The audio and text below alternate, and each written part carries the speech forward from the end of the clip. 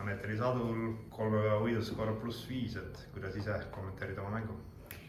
No see võiduskoor ei olnud nüüd parim, mis ma suudan teha, aga esimesel päeval ma ei suutnud lähimänguga väga hästi hakkama saada. Ma lükkasin hästi palju lühikesi putte mööda. Teisel päeval oli natukene parem seis ja nüüd viimasel päeval ma puttasin hästi ja kontrollisin siis ka pallilendu hästi. Et esimesel päeval ma natukene ei suutnud tuulega ka nii hästi arvestada, kui oleks pidanud, aga teisel ja kolmandal päeval oli see ka juba parem. Nii et kokkuvõtteks ma võin rahule jääda. Kui raske sellise ilmaga üldse mängida on? No selles suhtes golfis sa pead olema harjunud, et igasuguse ilmaga pead mängima, et see ei olnud nii hull, sest see väljak ei ole mu jaoks nii pikk.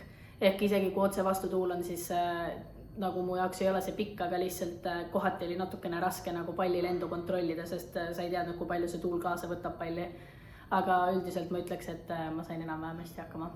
Kui oluliseks see võit sinu jaoks üldse on? Väga oluline, sest ma võitsin esimest korda elus üldse Estammi, et ma olen kõik teised võistlused Eestis võitnud vähemalt korra, aga seda võitu mul veel ei olnud ja ma olen õnnelik, et ma suutsin ikkagi sellise ilmaga okeilt mängida.